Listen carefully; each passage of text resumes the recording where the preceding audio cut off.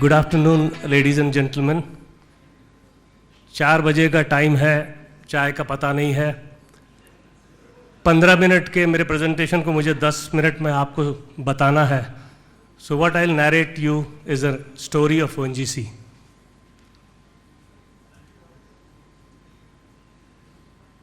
ONGC started its journey in 1955 as oil and gas division of GSI. 1955 we became Oil and Gas Directorate. 1956 we became a commission.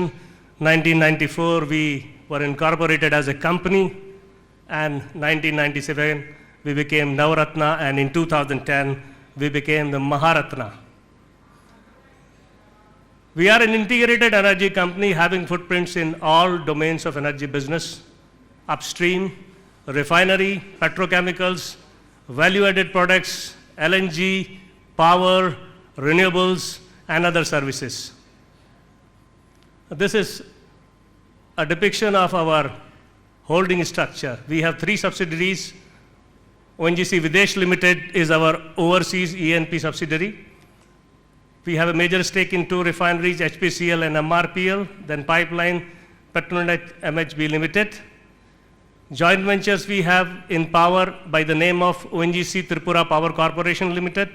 In petrochemicals we have ONGC Petro Additions Limited, OPAL, then ONGC Terry Biotech Limited, then Special Economic Zones, MSEZ and DSL, and then we have associates as Petronet LNG for LNG and Pawan Hans for logistics, which provide helicopter services to ONGC. How ONGC evolved? 1955, I told you, we were set up as a directorate. In 1958, we got the first oil in Cambay, and then many discoveries in Gujarat. 1965, Hydrocarbon India Limited was formed, which was later renamed as ONGC Videsh Limited, our overseas arm, in 1989. Then came the big discovery in Mumbai High and Basin gas field. Gas Authority of India Limited, GAIL, was formed out of ONGC in 1984. 2003, we entered into the refinery business with acquisition of major stake in MRPL. Then 2004 came the LNG Petronet, and we were involved in promoting that particular thing.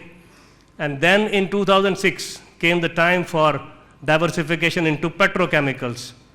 We formed OMPL now, which is merged with MRPL and OPAL, ONGC Petro Additions Limited. And in 2018, we acquired 51.11% stake in Hindustan Petroleum Corporation Limited. Presently, it is 54.9%. And today, we are a Maharatna CPSE and a Forbes 2000 company, second largest oil marketing company, largest lube marketeer, second largest marketeer in LPG sales, and we produce 70% of hydrocarbons in India's domestic production. What wealth we have given back to nation?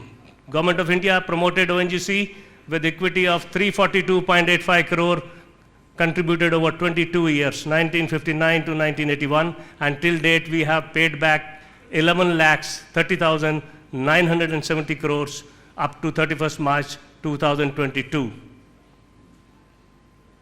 We take pride in saying that we discovered 7 out of 8 producing basins in India.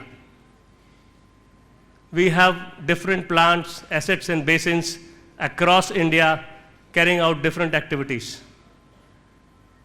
We have a huge integrated E&P resource base, 315 offshore installations, 275 onshore installations, 15 process complexes, more than 30,000 kilometer pipelines, and a lot more.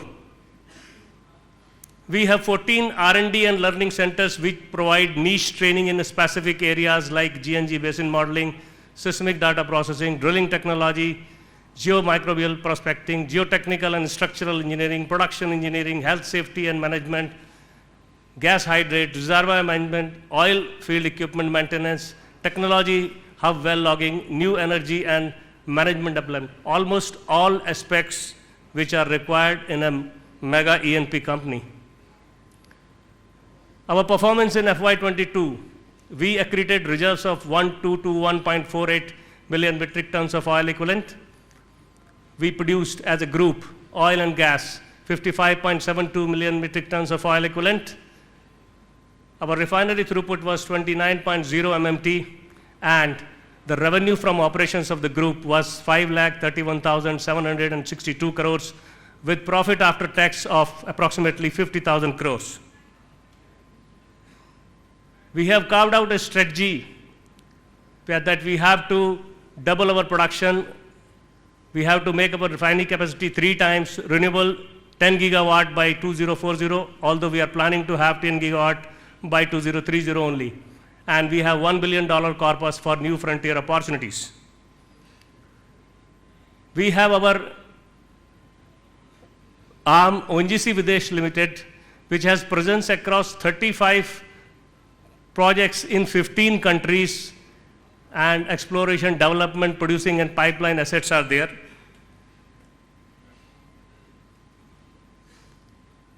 Coming to corporate social responsibility, our average CSR expenditure in the last 5 years was rupees 450 crores every year. We promote healthcare, preventive healthcare, education and skill development, women empowerment, and reducing inequality, environment sustainability initiatives. We are championing sports in the country. Many accolades and many key figures of sports are in our domain. We have got many national and international recognitions. We are there in S&P Platts, Fortune, Forbes, World Best Employers, Great Places to Work. Now coming something relevant to this conclave, transition to clean energy. The ESG initiatives which we have taken in the recent past. We all know the Panchamrit, and what about talking about ONGC strategy to attain the goals of Panchamrit. We have to build a minimum 10 gigawatt RE portfolio now by 2030 to focus on energy efficiency, more gas as transition fuel, offshore and onshore wind, solar, carbon capture, and hydrogen. And we intend to develop deep capabilities across value chain in each area. We believe that the path to transition will be through oil and gas only, so we are doing a lot on the gas front also. We are using dynamic gas blending to replace HSD consumption in rigs, installation of micro turbines for use of low pressure gas for power generation, and we have set up a joint venture for gas business, 5% equity in Indian Gas Exchange Limited. We have, as on date, 189 megawatt of renewable energy installed, additional 51 megawatt is under commissioning, and we have, to achieve our target of having 10 gigawatt as early as possible, we have signed MOU with SECI for renewable energy projects. In January 2023, we have signed MOU with Government of Rajasthan for setting up a 5 gigawatt RE project in state.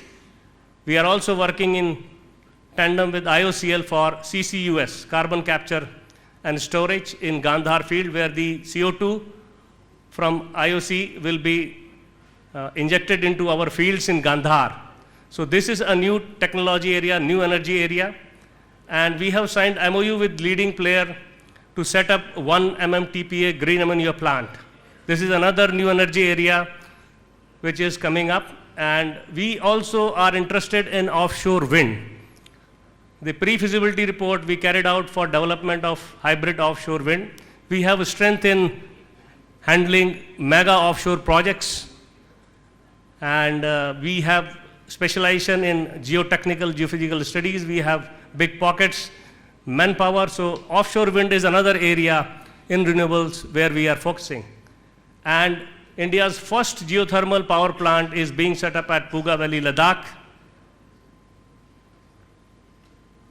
Thank you. I'm here to convey the message that we are growing through organic and inorganic routes. All leading players present in the conclave are invited to join us in this journey. Thank you. Jai Hind.